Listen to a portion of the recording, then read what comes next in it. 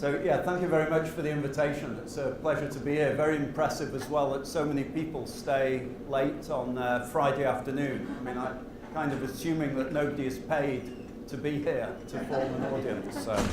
And I'd like to thank also my friend and colleague David Miller as well for this invitation. I think without embarrassing him, I would say David's probably one of the smartest people I've worked with in my career and also one of the best collaborators. So it's a real pleasure to come and see him in his home environment here.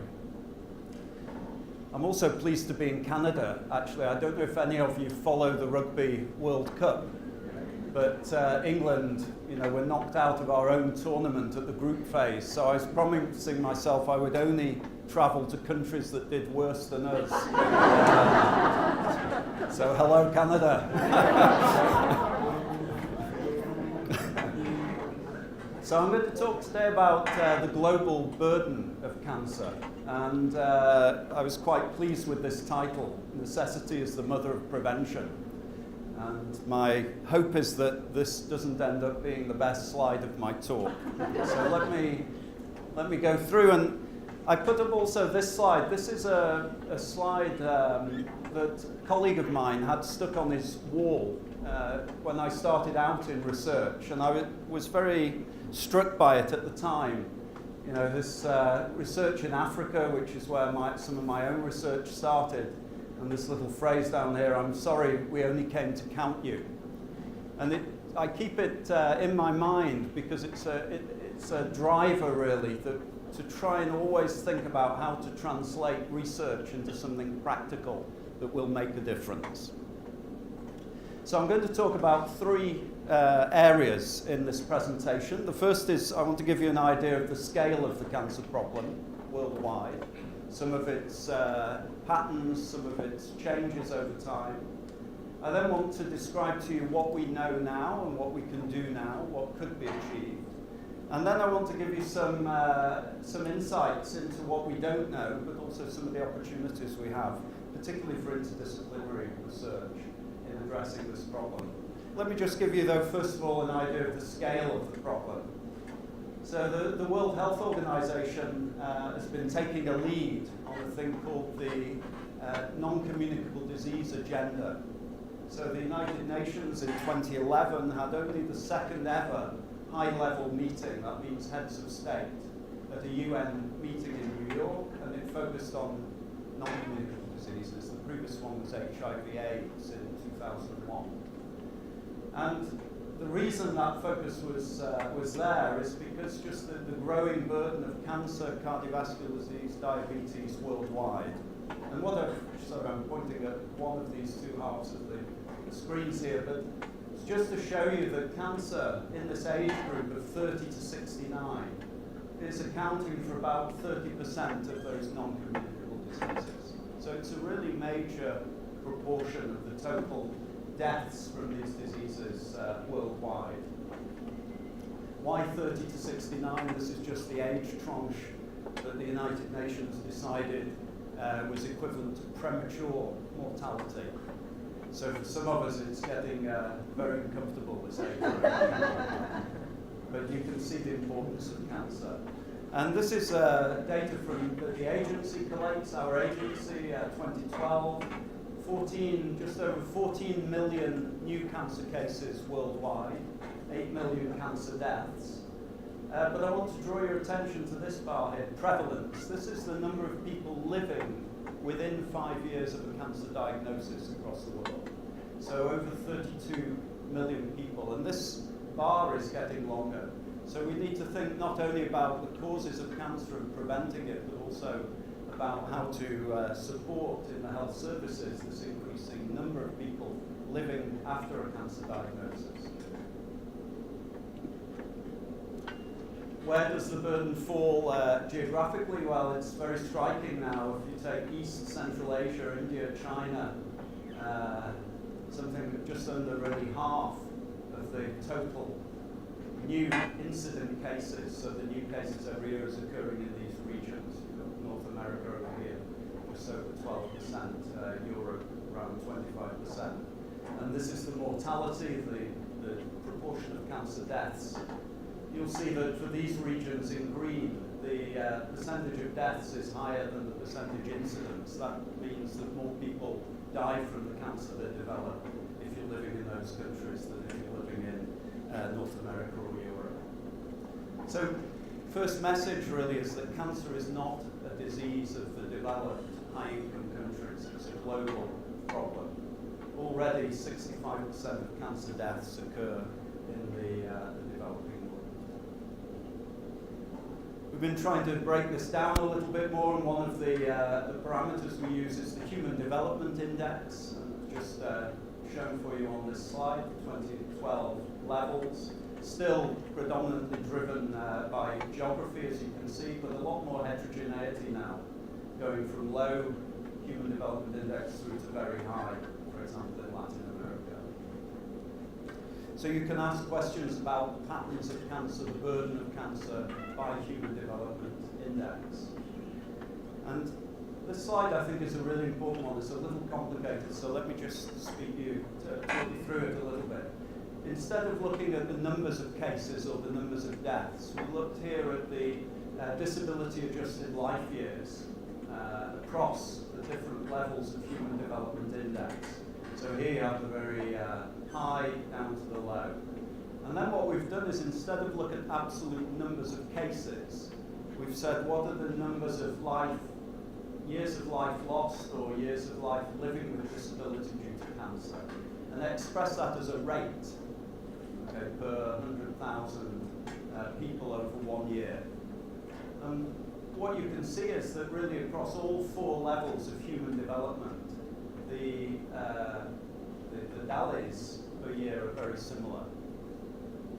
Why is that when there's lower incidence of cancer? Well, it's because if you develop a cancer in these regions, you're more likely to die very quickly from it. And some of the cancers that are common in these regions also have very little in the way of treatment, liver cancer, stomach cancer, and so on. So you really see that already the developing countries are facing a very heavy burden of cancer. The other thing to note on this slide, that almost all the contribution to the disability-adjusted life years lost is related to the years of life lost, even in the very high-income countries. Cancer is a global problem, but it's not a uniform problem. And what I've tried to show here is, in those different regions of human development, the most common cancers that we see in the different population groupings. So you can see in Canada, North America here, breast cancer is predominant, prostate, lung, colorectal, stomach. Quite similar in the high HDI countries, but when you get into the medium, you see cancers like liver cancer and stomach cancer appearing as the most common. And in the low HDI, also cervical cancer and esophageal cancer. So the types of cancer we see are quite different across the world. This has implications for cancer control. Another way of visualizing that is just to ask what's the most common cancer in every country. And if you look in men in this top panel, you'll see a lot of prostate cancer in large parts of the world here. The effects of lung cancer in many parts of Eastern Europe, Central Asia, Eastern Asia. But if you look at this pattern for women, look at the total domination of the picture by breast cancer. Except in some parts of sub-Saharan Africa and South America, breast cancer is dominating everywhere now. You go to the Middle East, you go to Eastern Europe, you go to East Asia, breast cancer is a major challenge for us globally. 25% of all female cancers are breast cancers, and 1 in 5 of all cancer survivors across both sexes are survivors of breast cancer. Depending on where you live when you develop breast cancer, your chances of surviving, however, are very different.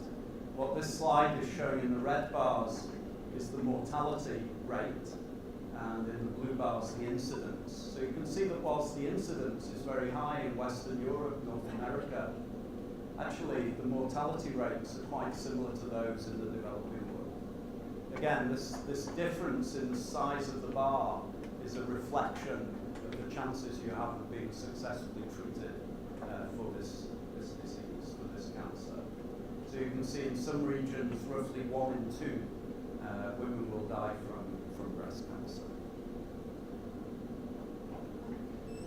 We're also able to look in this kind of statistical approach at populations, subpopulations within a larger group. And I just wanted to give one example here, or maybe a couple of examples actually. This is a piece of work just recently published in the Lancet Oncology, collaboration with some colleagues also here in Canada, in Alberta.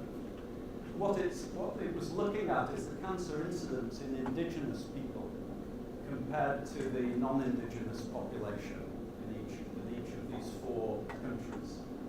And the darker bars are the indigenous population, and the lighter ones the non-indigenous, the larger group of course.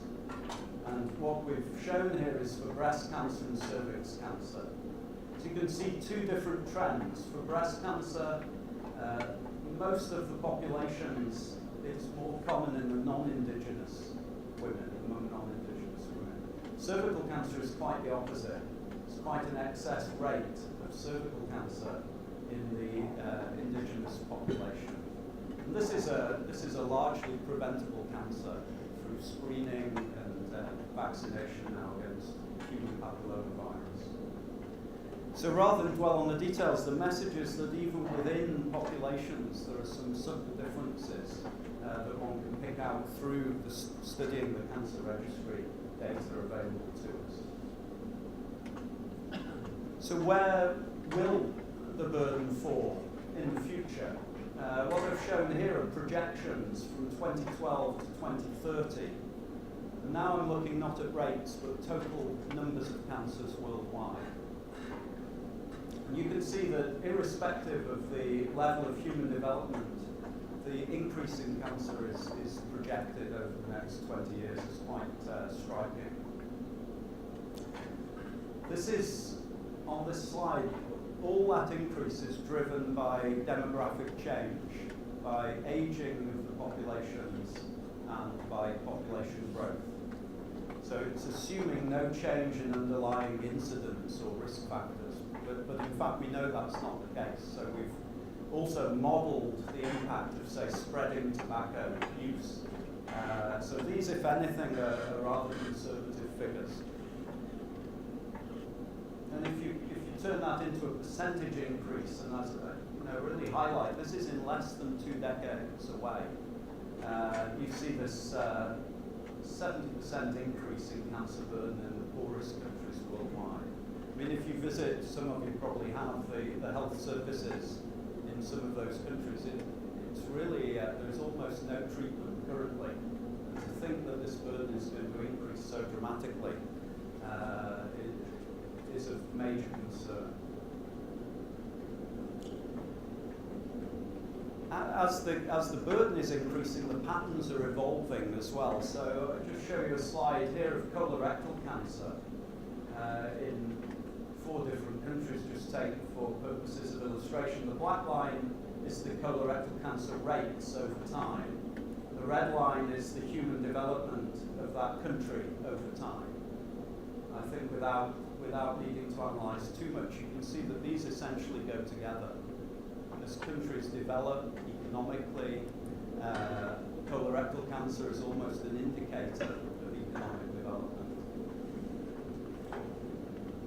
Similarly, if you look at breast cancer and cervical cancer in those same countries, you see this diverging pattern with human development. So cervical cancer tends to rates drop and breast cancer rates go up.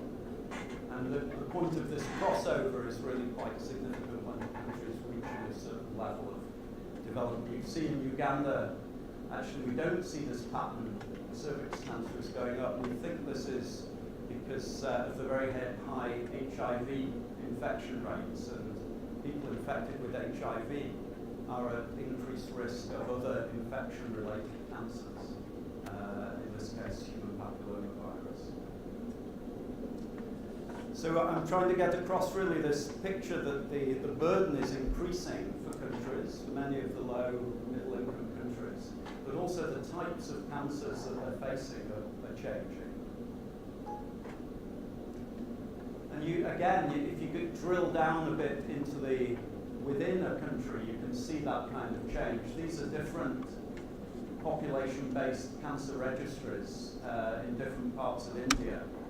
And Barshi is the one that's in a rural area, one of the poorest areas of India, compared to some of the larger conurbations, Delhi, Mumbai, etc. And you can see in Barshi this crossover between breast and cervical cancer has still not occurred, but in Delhi occurred in the early 1990s. There's a huge human burden related to cancer. To show statistics really does not do justice to the effects, of course, at individual, family, community level. There's another way of trying to present the burden of cancer, and that's to look at the economic burden. And I just have two examples from Europe here to give us, just illustrate. The first study, done in collaboration with the agency where I'm working, was productivity loss. So it just looked at the lost working days due to people being ill or dying from cancer in Europe in 2008. And that total cost was about 75 billion euros. And for some countries, this represented about 1% of the GDP of the country. And these are important numbers, significant numbers. Second study looked at not only at the productivity losses, but also the healthcare costs. And the cost of informal care, so other people that had to take time out to care for somebody in the family, for example, with cancer. And that estimate was, of course, higher, 126 billion. So we can try to also use the sort of economic data to illustrate the importance of addressing the cancer problem to governments for prioritisation. So as I come to the end of this first part of the talk, I really want to make this point very clear. We cannot treat our way out of the cancer problem, especially when we look globally, but no country, however rich, can do that. There's a lot of emphasis now on more sophisticated, personalized medicine, targeting the molecular profile of the tumor, but this will not solve the problem of cancer globally. Costs are spiraling, numbers of cases are spiraling. So what we need is a balanced, integrated approach to prevention, early detection and treatment. Not an either or, but another way of thinking. So I now spend a little bit of time on implementing what we know. What can be done, what is being done. I'm not going to go through this slide in detail, but I want to emphasize that sort of the last 50, 60 years of cancer epidemiology and cancer research has actually yielded a lot of information about the causes of cancer. And there are a number of responses that one can take. I mean, notably, of course, the anti-tobacco legislation, the international treaty, the WHO, Framework Convention on Tobacco Control. The most effective intervention is actually increasing the price of cigarettes. For somebody who started in cancer research thinking that we would demonstrate what the risk factors are, tell people about them, and then they would make sensible lifestyle choices, this is all rather depressing.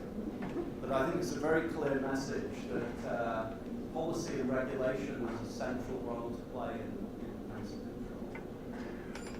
And there's a number of other things down here. I'll mention infections in a little while, radiation, of course, excess sunlight exposure in some populations, and so on. And if you really want to see more of this, it's actually a summary from this manuscript here in Black. So one of the things IARC does is we also bring together all the evidence globally that a certain agent is linked to an increased cancer risk. We call these the IARC monographs, which are freely available online. Recent examples, air pollution, diesel engine exhausts, we looked at some pesticides, herbicides, and most recently, I think, in the introduction was mentioned processed and red meat. So this type of analysis provides a foundation for decisions about cancer prevention. And then we try to look at the flip side of this as well. We have handbooks of cancer prevention where we study the evidence that something has really been demonstrated to prevent the disease. The most recent one being breast cancer screening handbook in November 2014. So I described to you that the patterns of cancer are very different globally. And the reason for that is that the patterns of exposures driving those cancers differ. And I want to give you a couple of examples on the next two slides. So what this looks rather complicated, but just look at the length of the bar. The length of the bar is telling us what proportion of cancers in each of these regions is associated with a chronic infection. So I think it's often a surprise to people that infections are associated with so many cancers. But you can see in sub-Saharan Africa, about 1 in 3 of all the cancers that occur are linked to a chronic infection. Particularly hepatitis B and C, Helicobacter pylori with stomach cancer, human papillomavirus with cervical cancer, and others. And that contrasts with North America, where only 4%, so 1 in 25 or so, is associated with an infection. So if I'm a Minister of Health trying to decide on cancer control priorities, I really need this type of information, not only about the types of cancer I'm facing, but also the risk factors underlying those cancers. Similarly, we've performed a similar exercise with excess body mass index and a global analysis. What's the proportion of cancers linked to excess body weight? Again, a relatively recent increase in this parameter and an increase in certain cancer types. The conclusion was that just under 4% of all cancers were linked to excess BMI. It's more in women than in men, and the major contributions come from breast cancer, corpus uteri, kidney, colon, and gallbladder, and in men, colon and kidney. But again, you can see on these maps, the darker the colour, the more important this risk factor. There are huge variations, as you might expect, globally. So again, this type of information can help inform what action we should take for cancer prevention. So from this sort of body of knowledge that's been accumulated, we can estimate around half of the cancers could be prevented by applying the knowledge we have. But that's a big caveat, that second part of the phrase there. I mean, in many cases, we've not converted the information about risk factors into effective interventions. A very good example is stomach cancer with that Helicobacter pylori bacterium that I mentioned earlier. We know that that's a major cause of stomach cancer worldwide, but we can eradicate with antibiotics, but there's been no demonstration of what the best approach to take is at the population level. And we also summarise some of this evidence in Europe, at least in a European Code Against Cancer, 12 ways to reduce your cancer risk. So trying to translate all this science into tools which are aimed at the citizen sitting behind the computer, in this case in Europe. So that's primary prevention, reducing exposure to the risk factors. The other tool we have is secondary prevention. Particularly the early detection of either cancer or a pre-cancerous condition. So for example, cervical cancer with very simple examination, you can detect the early stages of disease and treat it very quickly. In the developing world, we've been using a lot, just spray some vinegar onto the cervix. You can see the areas which are precancerous, and those can be treated in the same visit and cured. So it's not all high-tech approaches. This is almost a political point in some ways. Prevention works, but it takes time. And what I've shown here on the left-hand panel are lung cancer rates in men over a period from the late 1970s through till present day. Just look at these, the UK here dropping, Finland, USA. I mean, these translate into millions of lives saved through prevention, through reducing tobacco consumption. So major changes here. If you look in, so this is primary prevention. If you look in the cervical cancer, and again, Finland down here, the rates, the UK now, Norway, Nordic countries compared to Lithuania here. This is one is due predominantly to access to screening, early detection and treatment of precancerous lesions. And in fact, if you extrapolate back on this time scale, Finland and Norway 50 years ago had the same cervical cancer rates as we see in parts of Africa today. And if you go to Romania or Lithuania today, you have the rates of cervical cancer that we see in parts of Africa. So this just demonstrates, I think, again, the impact of prevention on cancer burden. But it takes time to come to fruition, and it certainly takes more time than the typical mandate. Well, anyway, for a democratically elected government, actually, some of the governments do manage to last slightly longer. I think another important point is, a significant proportion of many cancers remain of unknown cause. And I just put a few examples up, not to dwell on this, but you saw before how important prostate cancer was to the global burden. Have almost no information on what causes prostate cancer. If you want a perfect project, try and find the cause of prostate cancer, or lymphomas, leukemias, pancreatic cancer, brain cancers. Very little clue. So we don't have any way to prevent these cancers at the moment. And for many of them, we don't have very good early detection systems either. So a lot of work still to be done on the causes of cancer. So I want to just, in the third part of my presentation, last part, just give you some ideas on where we're trying to go now in addressing what we don't know. And I'll do this in 3 short sections. One is trying to improve our understanding of the causes. One is about the prevention, and the third about really implementing change.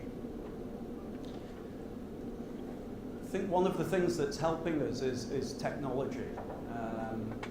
We can now measure a lot more things biologically using some of these high throughput, all-encompassing technologies like transcriptomics, metabolomics, and so on. But also a lot of technology, sensor technologies. You can take a photograph of your food. It's better than asking people questions maybe about what they're eating. You can even record your behavior, your experiences, your psychological state through electronic diaries and so on. So many tools that are helping us measure better exposure.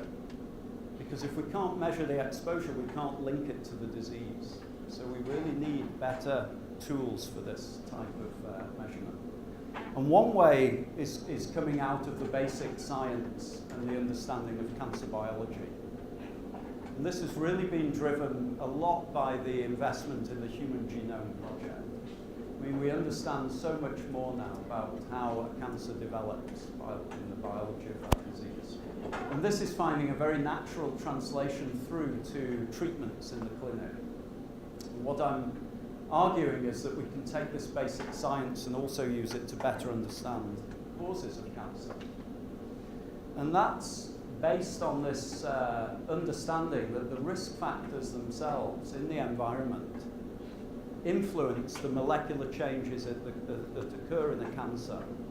And those molecular changes in turn influence the treatment of the disease. So we're understanding that actually looking at the molecular changes in a cancer might actually tell us something about the causes of that cancer. I remember a very senior pathologist saying to me that 20 years ago, if you gave him a piece of a tumour, he could describe to you what cells it came from, but he could tell you nothing about how it developed. But now we're getting some clues, and I'll give you one example of that. We can also use some of these sophisticated techniques to better measure exposures in the diet, for example. And we've got a very large study in Europe, 500,000 individuals, where we've collected information on their food consumption patterns, but also urine samples and plasma samples. So what we wanted to do was to ask whether we could discover markers in the urine that really told us what somebody was eating, rather than relying on questions. And again, this is some mass spec data, metabolic signals. I don't need to go into the detail here. I just want to point out these. This is France, right? So we have red wine and coffee and chocolate here. But we were looking for markers in the urine that correlated with the intake of these foods. And the darker the red bars, the better the correlation. So these metabolites correlated very well with the food intakes. And then we were able to identify some of those metabolites chemically and eventually end up with a panel of markers that were really quite specific for the different foods that we were interested in. What's the advantage? Well, really that trying to get more objective measures of intake of different food types, and that will help us in our studies of cancer causes. And I thought this is quite a nice example here. Here we looked at two different chemicals, and the correlation, it's in an intervention study where people were put on specific increasing levels of fish, chicken, ham, or red meat. And then if you look at the level of these two biomarkers, you can see here that this one is chicken.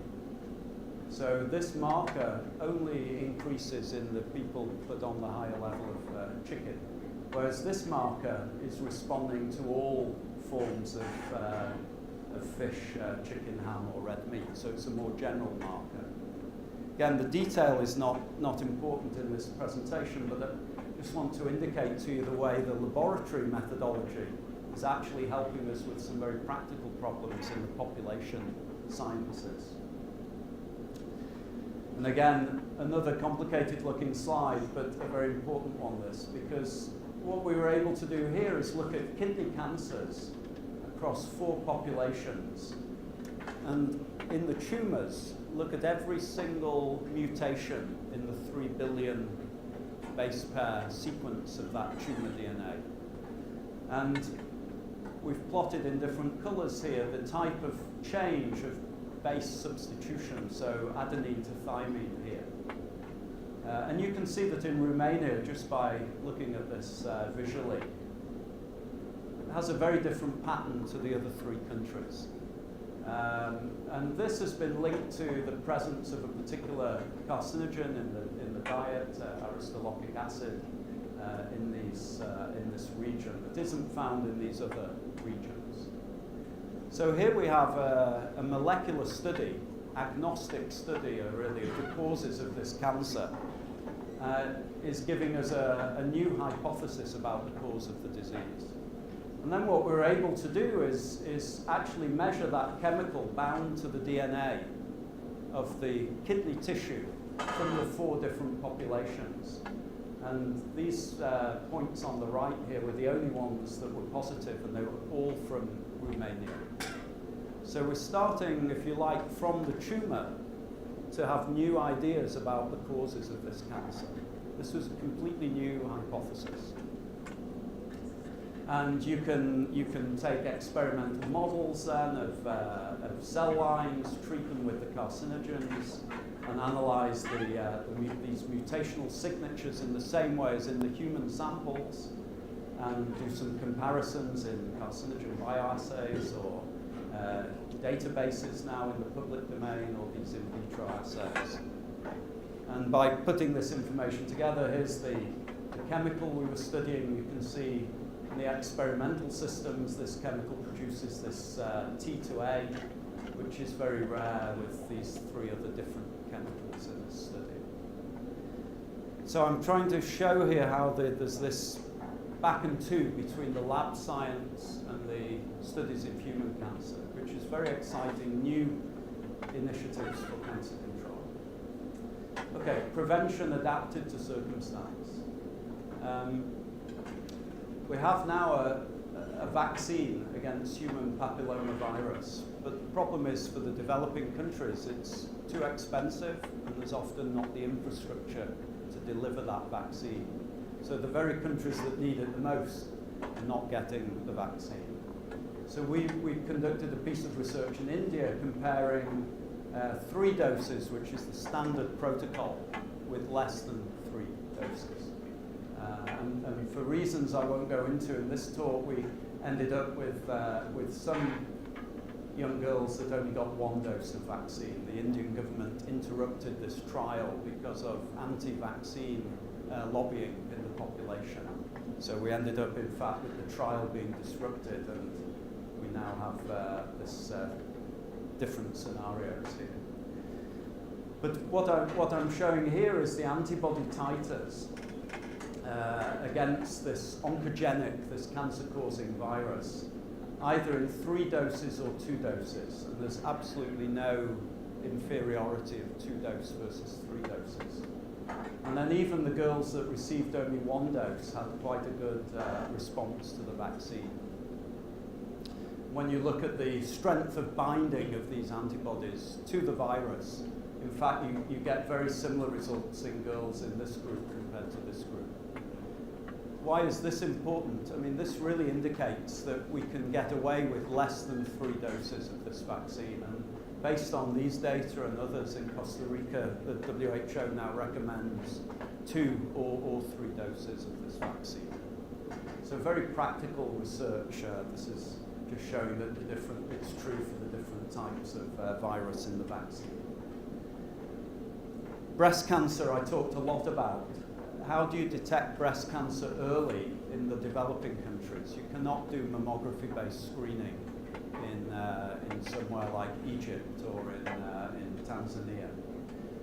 So we've been looking at an alternative, which is clinical breast examination by a health worker, randomized 110,000 women, either to a control group, which was education alone about breast cancer, and an encouragement to attend clinics if there are any abnormalities, versus the intervention group. This is just showing you the early stage breast cancer incidence, which is higher, you can see here, in the intervention group. That means we're picking up breast cancers earlier in the intervention group.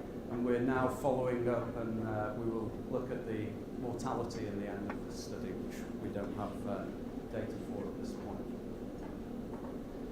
So the final thing I want to finish with is just a word about trying to go from demonstrations in trials like that, in experimental systems, experimental settings, through to actually making a change to a national health program, a health services change. And I think a lot of research gets stuck at the point of demonstrating the proof of principle. And we need to do better than that. And I'll give you just one or 2 examples. A study that we started in the Gambia in the 1980s, 120,000 children randomized either to receive the hepatitis B vaccine. When we started this study, there was very little delivery of any of the childhood vaccines in the Gambia. There was no infrastructure. So to do the scientific study, we had to create the infrastructure for vaccine delivery in the Gambia, a poor West African country, poor economically. And we also set up a cancer registry to be able to pick up the cases of liver cancer for 3-4 decades later. So when we started this study, the prevalence of chronic infection with this cancer-causing virus was about 15% in the Gambia. Very high. We recently, Tom Pito and colleagues, looked at now just the prevalence of chronic infection with hepatitis B virus in children of different ages in the Gambia. And you can see here it's less than 0.5% of young Gambians now are chronically infected with this virus. So this is a public health impact. The scientific project is still running, but what was the key was that the capacity to deliver the vaccine was built into the research trial. And as we like to point out in the UK, these rates are actually lower than London, where we don't give people hepatitis B vaccine routinely. So a remarkable success, I think, and a change. Another example is in Thailand. Thailand is seeing its colorectal cancer rates rise because of human development. So they want to start screening for colorectal, for adenomas or early colorectal cancers. And you can do that by checking for traces of blood in the feces. So they asked the agency to work with them in the pilot phase. And we looked at the various steps of introducing this screening in Thailand, in that region. So again, a study of about 130,000 individuals, 60-odd% participated, very similar to developed countries. And then about 1% were positive, and then about 2/3 of those, 3/4 of those came back for a diagnostic colonoscopy, and then 23 cancers were treated, and 87 adenomas. But we learned a lot about this introduction of this screening. Women participated more than men, rural areas more than urban, and the older people more than the younger. So as the government is now looking to scale up this screening, they can take into account these kind of observations and try to improve the coverage in some respects. And another example of this sort of implementation science was a trial we're doing of HPV testing in Argentina. So one of the big problems is people participating in the screening of cervical cancer. And so we're comparing here self-collection of the cervical specimen versus turning up to a clinic. And we randomized by community health worker, so women ended up in the two groups depending on the health worker they were linked to. And I think I put the slide in here on the data. So 7,500 participants, and in the self-collection group, almost 90% actually provided a sample and were tested within 6 months, whereas only 20% in those that were requested to turn up to a screening clinic. And there were 4 times more women treated in the intervention group. So this again it's cancer research, but it's very linked to program implementation. I think this type of research is extremely important, particularly perhaps in the developing world. And the very last example I want to give you is some work in Soweto in South Africa outside Johannesburg. And what you can see on this plot here, so if your breast cancer is diagnosed stage 3-4 in Africa, you have very poor outcomes. And what we looked at was just the correlation between the distance between where the woman lived and the healthcare facility in relation to the stage at which the disease was diagnosed. So this is the percentage of women diagnosed at stage 3, stage 4, so more advanced breast cancer. And there there was pretty clear evidence that if you lived further away from the facility, your breast cancer was more advanced when diagnosed, and your chances, therefore, of survival were lower. I think this type of evidence really reveals some of the things we can try to address in terms of improving cancer prevention and development. So I want to finish with just one or two remarks about research funding and then close. Research on prevention is underfunded. We've got objective data on this now, including in Canada, so cancer research funding about 2 to 3%, I think. Relatively little private sector interest in prevention research. It's difficult to get funding. And yet, at the same time, governments need independent, policy-relevant research in these areas. So I think there's a case to be made for public research funding to be directed towards prevention. Otherwise, I think these knowledge gaps will remain. And I think we can do better by working together internationally, but then I would say that internationally. And let me just show this slide from just come out in the JAMA very recently. This is a plot showing the development assistance for health investment from governments and foundations, plotted against the DALYs, I suppose a measure of disease burden. And what it's showing is the amount invested per disability-adjusted life year. So in other words, you're saying how much money per year of life lost or per DALY are we putting in through the development of assistance for health? And here's maternal health and HIV/AIDS, malaria, TB, and here's non-communicable diseases. So about 1.5% of the development assistance for health, and yet a large portion of the problem. And NCDs are now recognized as a barrier to sustainable development in the new Sustainable Development Goals of the UN. So I think we've moved from a position where the researchers woke up to the problem of cancer as a global problem. I think now the international agencies have woken up, and now we really need the development agenda to catch up as well. So my conclusions: we have a challenge of a rising cancer burden, and we need an integrated approach across prevention and treatment. We can draw some of the smart technologies from the labs into interdisciplinary research to address some of the gaps we have for cancer prevention. And we really need to carry through to deliver effective change for the population.